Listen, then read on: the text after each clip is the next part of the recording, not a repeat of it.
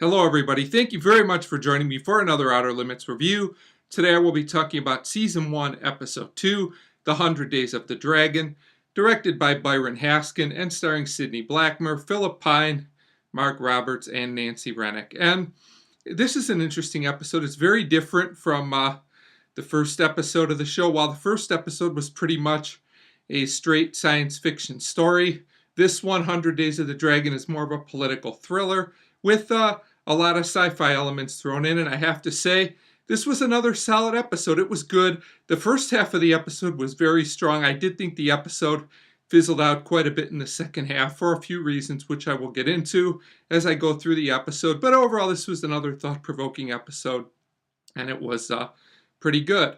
So we start with an Asian government. It's never specified exactly who they are or where they come from, which was interesting. But it turns out that they have a plot to overthrow a man that they think is going to become president, a man named William Selby, who we'll meet later on in the episode. And it turns out they're going to do this by having a man imitate him. We see a man that is able to make his voice sound like Selby's somehow, and also to look like him with some kind of new process they've discovered. He can become like a doppelganger and look exactly like Selby. And I have to say, the special effects here were pretty interesting. So that's pretty much the introduction to the episode. We go to the next scene and we meet the real Selby and his daughter. Also a man named Ted Pearson, who will be vice president if Selby wins. And they're all important to the plot. It turns out that Selby's favored to win the election, but he's not so sure. So everybody leaves and Selby is alone.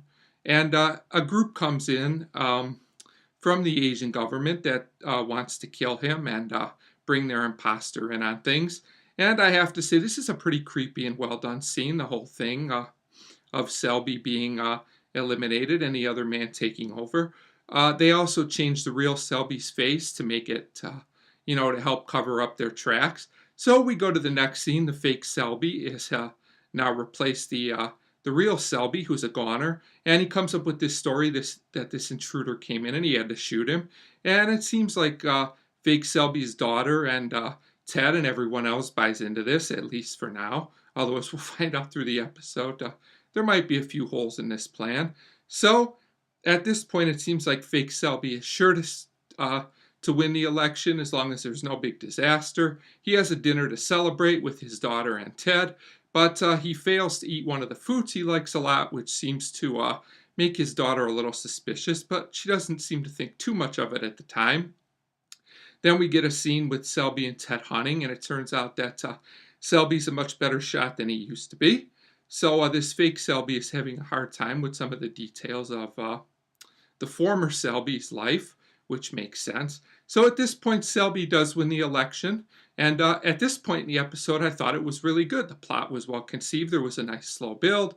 Unfortunately, the second half of the episode, while still having some good ideas, isn't quite as strong in my opinion. So Selby and Ted in the next scene are talking and they get into an argument about whether they should pull troops out of an Asian territory or not. Obviously, Selby wants to do this as this is all part of his plot. Then we get another scene with Ted very upset about this, talking to his wife. I thought this was a decent scene as it fleshes out Ted's character a little bit more. No problems there. So this is where things start to get complicated and a little off track in my opinion. Selby meets with one of the Asian leaders again. They're alone and they chat about the second part of their plan.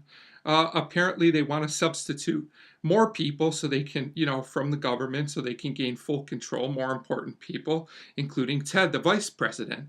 Now, I have to think it's not going to be easy to keep replacing all these people. This seems like a little bit too complicated of a plan. What if they start to fail in trying to replace these people? That's what I was thinking, and as we'll see, that's what happens. So, at this point, Ted gets a visit at his home from Carol and her husband, Bob, who's pretty much a plot device and nothing else. And the part of the episode that really didn't work for me, it seems like Carol's concerned that Selby might not be her real father because he's just not acting the same, and she can tell.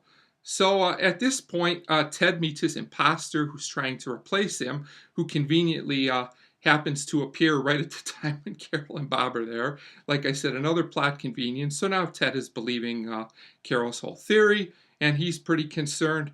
And Bob's knowledge as a researcher conveniently gets him to figure out this entire plot within a few minutes. So we get all that build up just for this character Bob to figure everything out. This was not convincing to me at all. Others may find it to their satisfaction, but I thought it was very abrupt and rushed. So they come up with this idea that they're going to try forensics to prove the real Selby was a goner and that this is an imposter. Ultimately, this leads nowhere, so it felt just kind of a little bit like filler. So at this point, we get to the climax of the episode. Pretty much, Selby is still plotting with one of his pals to replace someone else. So they go to this big event gathering. I'm not really sure what it was for, but Selby's there, and at some point, Ted arrives. Selby thinks he's the replacement Ted, but we find out it's the real Ted. And they bring in the imposter Ted, who was caught. If this sounds kind of rushed and kind of convenient, it really is. I think this scene might have worked better if we would have gotten to see, the imposter try and replace Ted once again instead of just being told about it through exposition.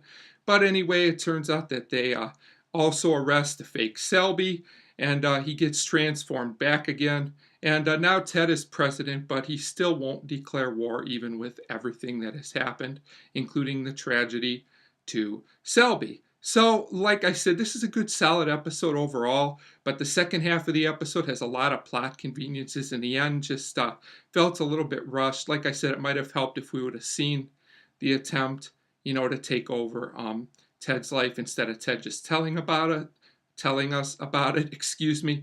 But like I said, overall, it's a solid episode, and it does bring up some interesting, thought-provoking discussions on what Ted will do now that he's president. So overall, I did like the 100 Days of the Dragon, even if I thought it could have been better. And I'm going to give it a 3 out of 5. But it's another solid Outer Limits episode, and the show is 2 for 2 in quality episodes, in my opinion, and I look forward to watching more episodes in the future. So 3 out of 5 for the 100 Days of the Dragon, and as always, thank you very much for watching.